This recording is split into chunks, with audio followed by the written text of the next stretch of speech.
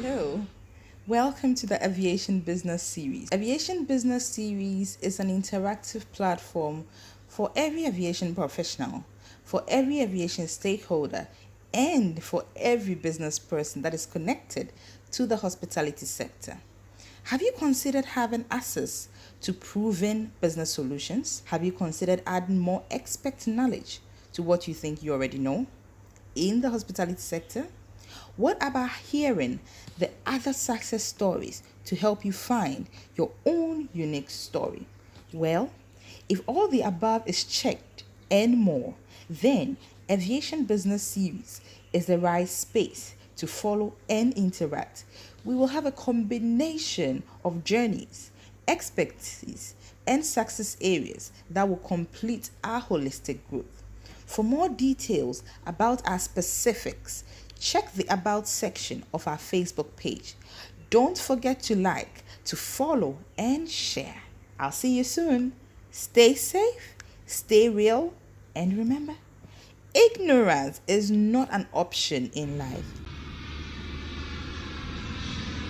Hello, everybody. Welcome to Aviation Business Series. So today is another beautiful day that we are still alive and we're surviving. I am very excited because we have done this is the third episode and we are doing well. I believe that you are also learning so much and we are surviving. How are you? Let me know how you're feeling today. Let me know how you're feeling. Let me know you are with us today. Welcome, welcome, welcome, welcome. We have a special session today because we are talking about finance. And our guest for today is Mr. Ebow Quayson. So I want to see more people on, and then we can start with the interview. Let me know you're with me, okay? Great, great, great. All right. So who is Mr. Ebow Quayson? So he's here with me. He's at the background and he's just smiling. He's a wonderful man. Why am I saying he's a wonderful man? Because he has just accepted to be with us and to pour out his knowledge and to pour out experience with us. Who is Mr. Ebow Quayson? Mr. Ebow Quayson is a business executive with over 21 years experience. He is also an aviation enthusiast and a writer. He's been writing for BNFT and other magazines and newspapers. His journey has been a wonderful one. So he started off from Standard Chartered Bank, then he came to First Atlantic Bank, and then to Omni Bank, and now he's with ADB, that's the Agricultural Development Bank, as the head of e-business. As the head of e-business. Mr. Ebow Quayson is married and has beautiful children. Why are we telling him to come join us, have this conversation? Because he has a rich experience when it comes to writing and researching on aviation topics. So today we are very glad to have Mr. Ebow Quayson with us. Mr. Ebow Quayson has an executive master's degree in business administration from the University of Ghana Business School. He's also an associate member of the Chartered Institute of Marketing Ghana. Oh, wow. I'm so glad to have him here. Mr. Ebow Quayson, are you here with me? Good afternoon. You see, welcome, sir. Okay, so we are live.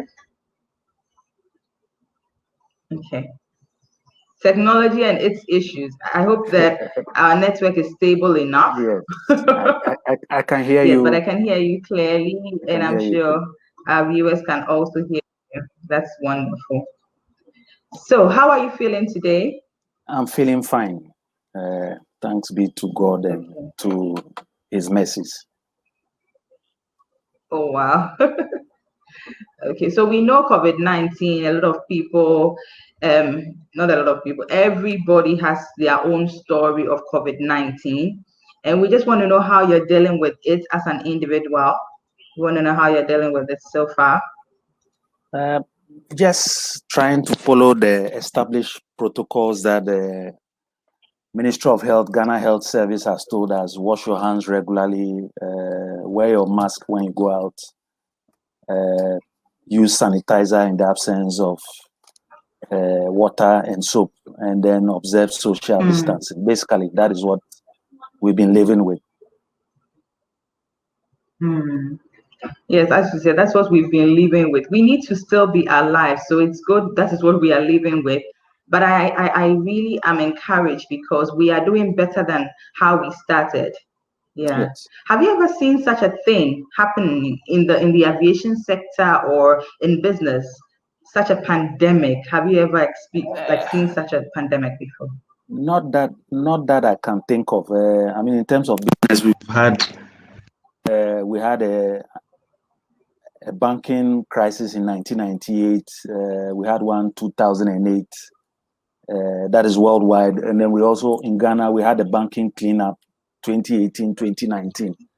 But it did not affect border closures. So this is quite unique. On the aviation side, something that will come maybe 10% or 15% close to this one will probably be the 1973 Arab-Israeli war. Even then, oil prices went up, but there was no closure of borders. It's just that oil price there were price hikes, and but that was a time when there became a gradual shift to try looking at 2-engined aircraft instead of 4-engined aircraft, but nothing to this magnitude as we are experiencing with the COVID-19 now. It's really interesting times. Nobody could have thought of COVID-19 in such a way. I mean, you can be sick, but not this kind of pandemic. And it's not a pandemic or a sickness that is for a Ghanaian or for a Nigerian or for Africa. It is global. Yes. That also brings us to the point that the issues that come with this particular pandemic is also global.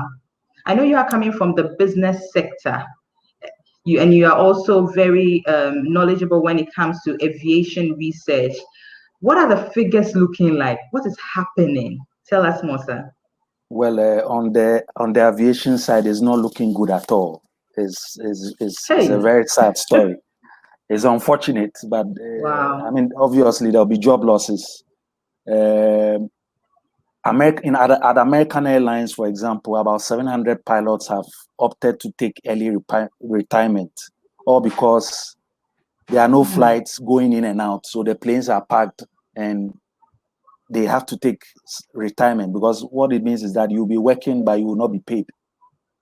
Airbus, for example, is saying that they lost about 481 million euro over the first quarter.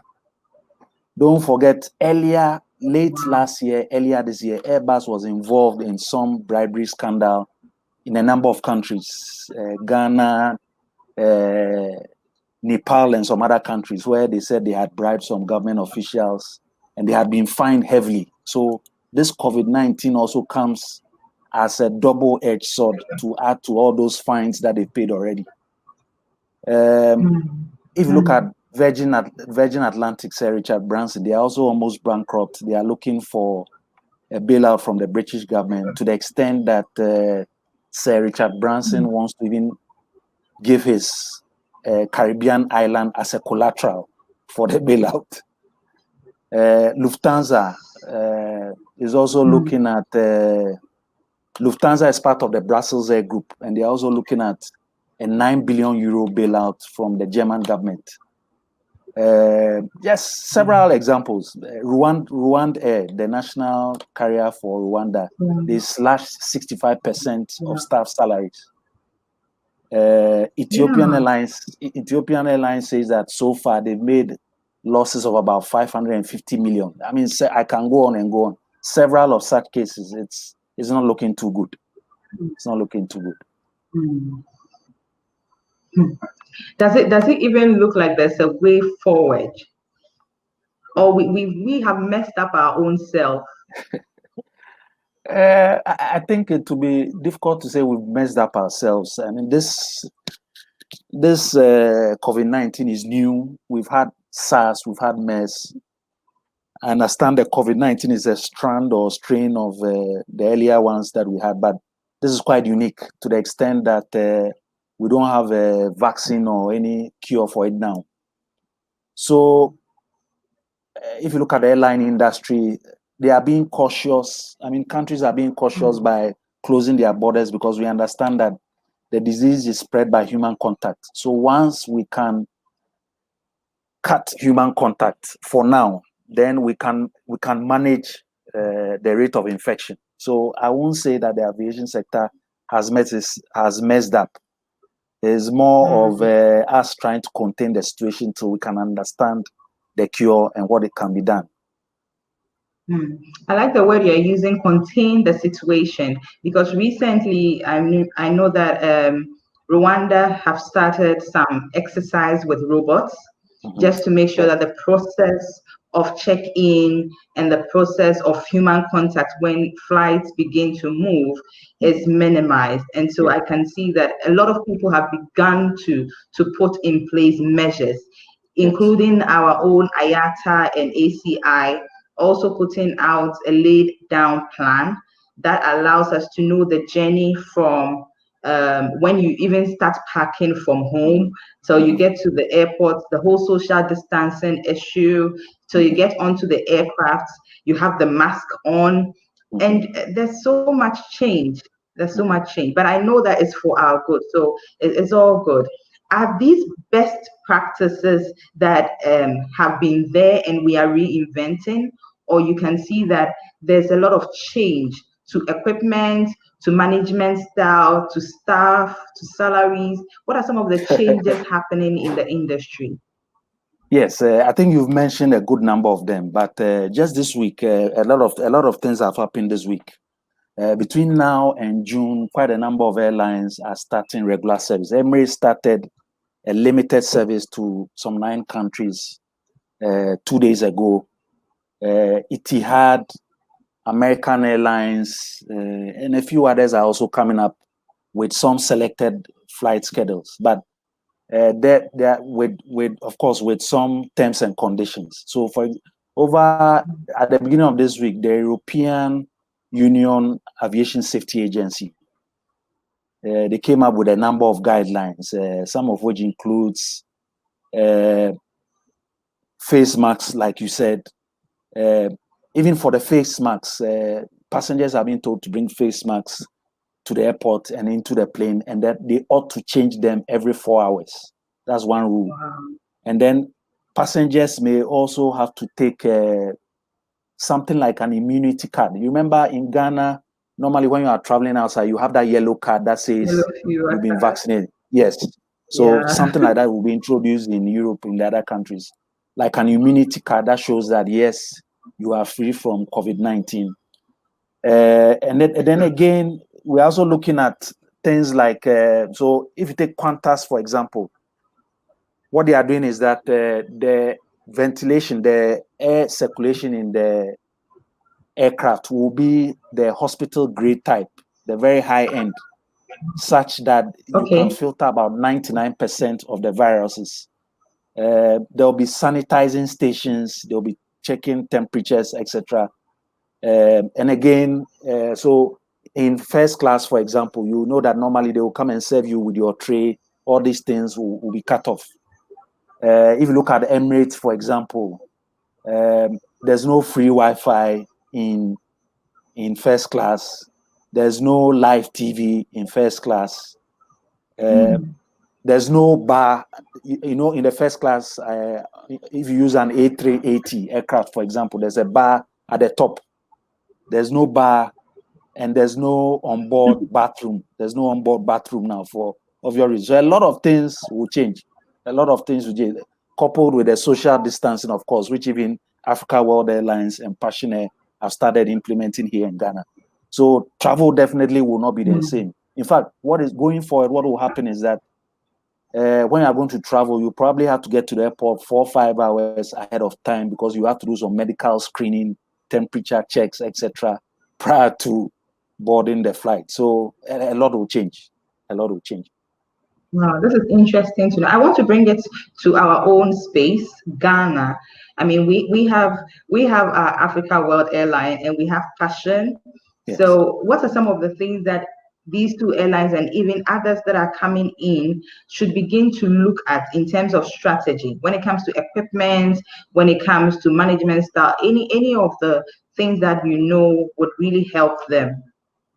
Well, in terms of, like I mentioned it in the introduction, I mean, this is not a time for you to be using a 4-engine aircraft, for example, 4-engine aircraft, because of social distancing, you don't have the full flight passenger capacity.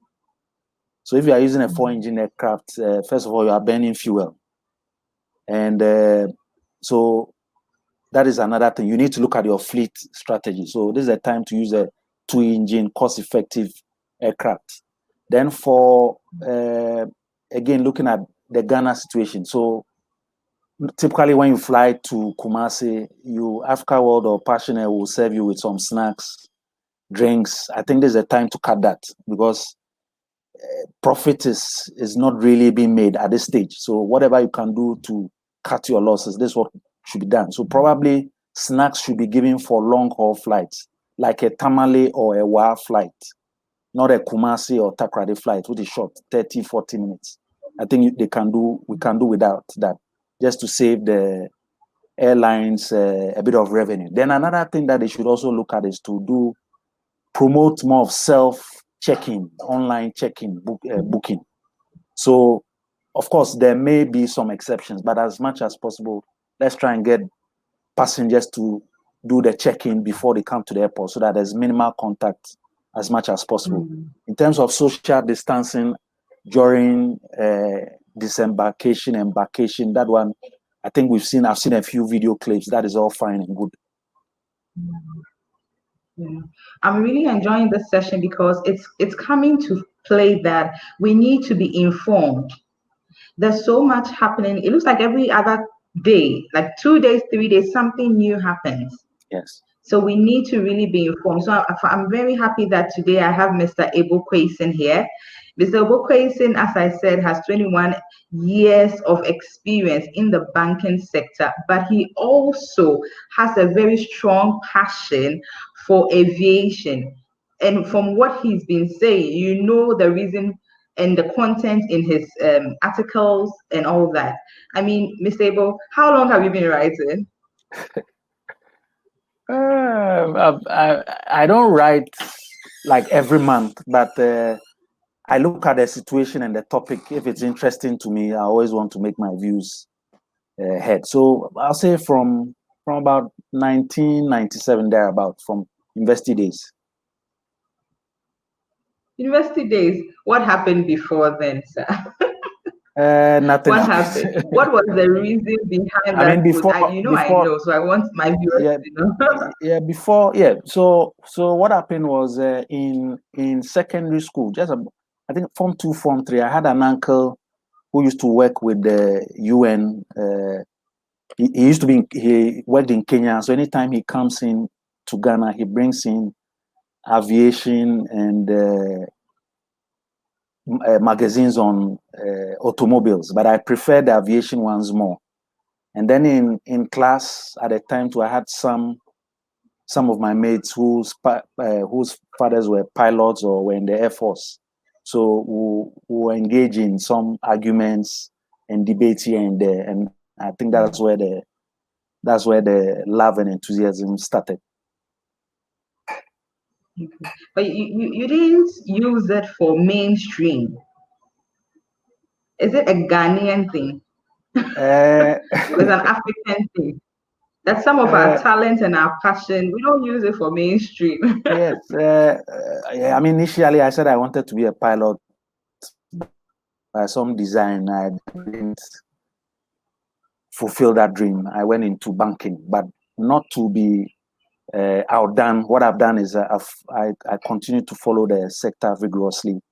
I have apps that gives me the latest updates on what is happening, and then I also happen to live in a place where I'm just in a flight path. So planes coming into Ghana, going outside Ghana, I always see. So I have binoculars that I can use to watch just for fun. Yeah.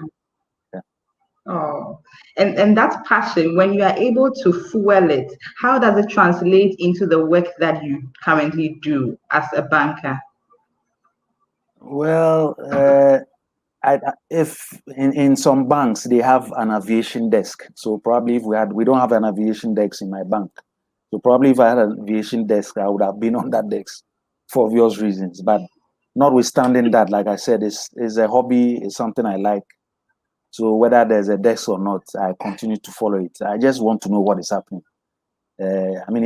Aside commercial, I also read about military aircraft, helicopters, etc. I'm just interested. I just want to know. Mm. I want to come into an area where it's kind of difficult because a lot of young people right now are beginning to think that if you have a passion, if you have a talent, meaning you can't do any other thing. You see, Yes. and we need to. I don't know your perspective, but I'm willing to. I'm very open to hear a perspective. If it's like you have a passion, so leave every other thing and do your passion, or there's a way to actually balance. There's a way to balance. Tell me more about it. Yes, there's a way of balancing, like I said. So I'm in banking now. I didn't foresee myself in banking, but I've done this November will be 22 years in banking. That's not what I envisaged to be doing when I was finishing university. I thought I was going to be a pilot, like I said, but I found a way of trying to squeeze aviation in my hobbies. So at least once a day, there's a site that I'll go to check what is happening. And in fact, what has happened in the aviation sector now tells us that there should be a plan B. So even if you were a pilot or you were cabin crew or a marketing person in aviation, there should be a second hobby or something that could turn out to be a job. So, I mean, in my case, for example, even though I'm not a pilot, I'm able to write about articles on aviation. If I decide to make it a profession so that it pays me, probably that's what I'll do. But it's a plan B, like I'm saying. So you need to multitask. Very, very nice said. What are some of the tips as a small business, as a medium business, we should begin to look at in terms of principles, financial principle, so that we don't end up just being bankrupt? We can find a way to survive. What are some of the tips that you can give to us? Well, so in this situation that we are in, almost every industry is in crisis. Is the food and beverages, the protection industry, PPEs, and then the fintech industry that are really on top. But aside that, most industries have a problem. So this is a time where, for example, number one, you have to guard your money. So guard your money means that whatever money you have, you are holding it and you are making sure that you are not putting it into unnecessary investments or whatever. Yes, so this is not a time to be doing some frivolous investments. Keep your money in a current or savings account where you know at any instant you have access to your money.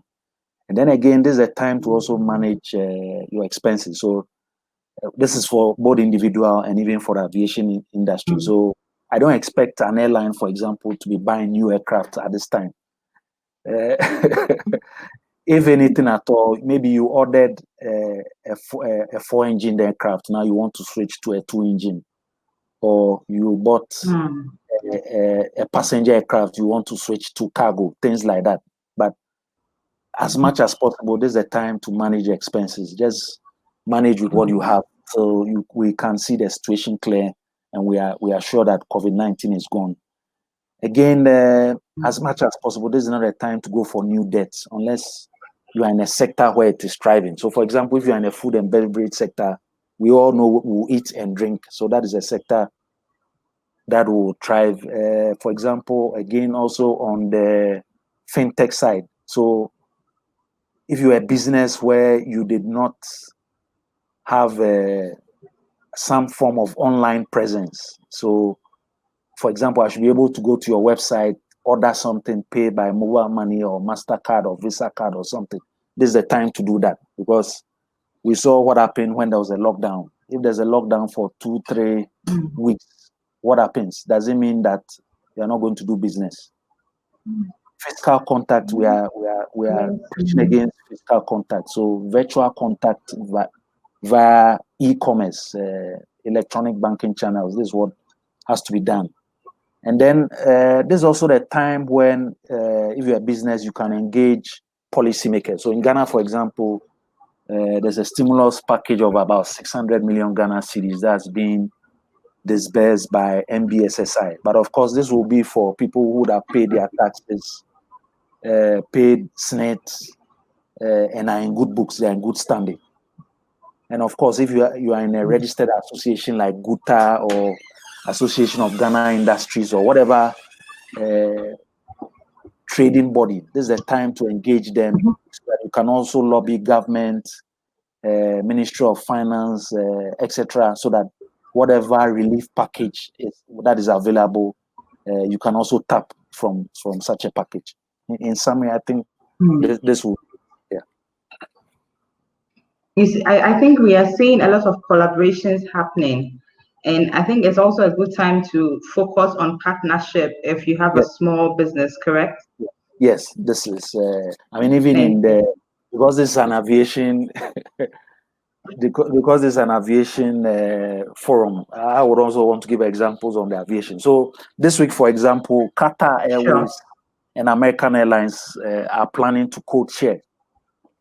So, which means that given the time that we have now, if you don't want to, if I'm a Qatar Airways, I want to expand into, say, North America, given the situation that we are in now, American Airlines knows the North American market very well. So the code share means that we can share our passengers and then we can also share revenues whilst we are not stretching ourselves. So I think this is a good time to do things like that, partnerships. And then another thing to do also is, so if you take in the case of Ghana, for example, I know Africa World had some co-sharing agreement with the South African Airlines. Unfortunately, South African Airlines are in a challenge now. They almost collapsed. But these are some of the things that can be done to manage the situation in this time. So, and then this is also the time for airlines to also be creative. So most airlines are typically passenger focused, not cargo focused, because they will leave the cargo to DHL and FedEx. But the COVID-19 has shown that for the airlines that have a good cargo capacity, even though they are making losses, they are cutting their losses. So Emirates, Turkish Airlines, Ethiopian Airlines, these are the airlines who are running. There's a very high demand for cargo aircraft now, and they are enjoying it. They are reaping the benefits of it. If you look at Rwanda Air, they don't have a cargo fleet per se, but they've quickly converted the two A330 Airbuses they have. They've converted it to cargo just so that they can also enjoy some of the cargo business that is at hand. Then I'm also aware that ASKY has also won a contract to ferry World Food Program staff within West Africa. So these are some of the innovative ways that you can quickly brand yourself and shift, so that instead of parking aircraft down, paying landing fees, etc., and not making any revenues, you can quickly cut down on your losses. Very important statement there. I'm believing that our viewers are taking a lot of tips from this. On the business level, on the international level, if you're an airline, if you are in a travel and tour, even if you're a passenger, I think that this forum today, we've learned a lot from all these different dimensions. I have a question from Mr. Forson, and I think it's in line with when we talked about your passion. So he's saying that, will you encourage any of your children to go into aviation? I knew that one would come up. Well, it would be nice. So, yeah. It would be nice if one of my children would want to go to aviation, just to make up for, in quotes, my failure not making it. But I wouldn't force them. I wouldn't force them. Once in a while, when I'm looking at aircraft with my binoculars, my son seems interested, but I'm not going to force him if he's not going to go into aviation. Talking about your son, I mean your children, we know that it's important to sow the right seeds for our business. It's also important to sow the right seed for our children. What are some of the financial standing that people should have? I mean, we hear that you're supposed to have a salary beyond like 6 months, stored somewhere just in case something like this happens. What are, Yes, is yes. it is Yeah, I it mean, for everybody? ideally, ideally, that is it. But it's not easy to save. I mean, I'll be honest. I work in a bank myself, but it's not easy to save. But at least it's good to make the effort. So maybe you can't do 6 months, but you can do 3 months. I mean, the essence is have some money in a savings account outside your salary account, which is your day-to-day transactions. So it's key. Mm. I see you putting that same culture in your children and the people around you. You are the head of e-banking, e-business at ADB. What is happening to your staff? Are you also cutting down during this period? What is We've happening not. to your team? Yeah. So what we've done is we have a shift system where about half of the staff are home now. Most banks have done it really. It's not only ADB. So half of the staff come in for a number of days, then another half also comes in at another time, just to ensure that there's social distancing and we are not mingling too much. But it hasn't really affected the quality of service. I'm happy to say that the quality of service is almost 100% and minimal interruptions to customer transactions. Because it looks like for the aviation sector, when you go to the airports, when you look at cargo, when you look at even pilots and crew, the slash are huge. If it's not Yes. salary, then the people are going home. Yes. So it's really tough. But are we not looking at other ways around it? Are we not looking at other ways around it? Is nobody creating any way for us to try to maintain our human resource power? Well, like I said, if you look at what the situation we have now is that not until maybe around June, July, when most airlines will try some limited form of passenger service, nothing much will happen. So it's more of cargo. So, like I'm saying, this is where the airlines need to be creative. So if you have a good number of your aircraft doing cargo runs, then the pilots, for example, will have jobs.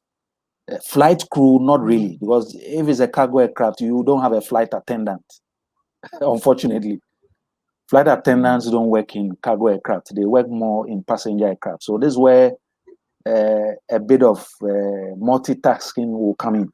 So, in some of my readings, I've seen a Qantas, which is the national airline of Australia. I've seen a Qantas flight attendant who is now working as a shop attendant in a supermarket in Australia. So these are some of the things. It's unfortunate, but that is what has happened.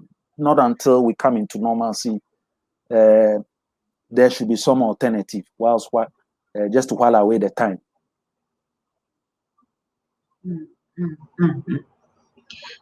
I have this thing ringing in my mind that makes me know that, before we thought some kind of work or some kind of jobs were above other kinds.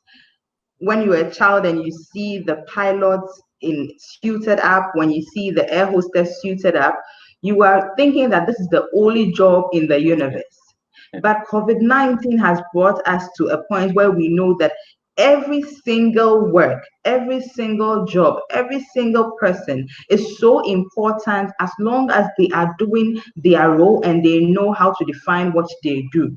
Do you share this I same totally agree. perspective? I totally agree. I mean, pilots are important because when they are in the air, they are the ones protecting your life. But now that we are all grounded and we are stuck on the ground, this is the time of medical doctors and nurses. And at this time, I think that we will owe our lives to them rather than pilots at this time. Yeah, yeah. And we use this opportunity to definitely thank all the frontline workers for all that they are doing. We see what you're doing, and it's not easy, but well, You are there because you love us, and you are taking the front line for us to be safe. So we thank you for that. Coming back to finance, Mr. Quayson, we have a few more minutes to go, but I want us to give our viewers some 5 tips that will allow them to come around this whole financial crisis if you are in one. And if you are not in one, some tips that will allow you not to fall in one. So I think I'll just repeat what I said earlier. And like I said, guard your money now. Guard your money. Don't go into unnecessary expenditure at this time. If you have to borrow, then you are borrowing for something that is bringing you revenue, quick returns. So if you are for a businessman who is in food industry or in a fintech industry or an e-commerce industry which is critical now, those are the areas, or protective. If you are manufacturing protective equipment now, these are the areas where if you want to lend, you should be lending or putting your money, and not in this is not a time, for example, to be building a summer home or a country home for obvious reasons. You want to conserve. We are still not clear when this COVID-19 thing will properly settle down. So not too much frivolous. And then, like I said, if you want to invest money, very low risk investments, nothing fancy, nothing exotic, your typical treasury bill, fixed deposit, savings account, such that if you want your money, you can always stretch your hand and then you have it. Basically, I think that is it. Okay. Wow, I have enjoyed the session. I'm learning a lot because I'm also in an industry and moving, so I'm learning a lot. I hope my viewers, you are taking a lot of tips how to balance your life right now with your one CD, with your $10,000, with your $20,000, and with so much. If you have assets, this is the time to know how to work around your assets. If you have buildings, if you have cars, whatever you have, and your most cherished assets is yourself. I know yourself. So I see that Mr. Ebow Quayson researched a lot and is telling us to also keep in mind to upgrade ourselves. Yes, very true, very true. Very insightful. Some few last words before we go. Well, for me, like I said, this is a very trying time for the aviation industry. Like I said, I'm a bit old, but not too old. But I don't recollect seeing anything like this in my life. Even my parents, they haven't seen anything like this in their life. So it's quite a unique situation. We all have to learn to live with it. At least in the next, some experts are saying that the aviation industry could take about 3 years to recover properly from this COVID-19 situation. So we all need to adjust. Traveling going forward will not be the same. It will be uncomfortable. It will be long drawn hours because you have to go through medical checks. You have to be changing your mask during flights. Even when you want to go and use the lavatory in the aircraft, you are not too sure whether to sit on it or not. It's a lot. So we just have to psych ourselves, do our part, and God does the rest, if you ask me. Oh, thank you so much. Thank you so much.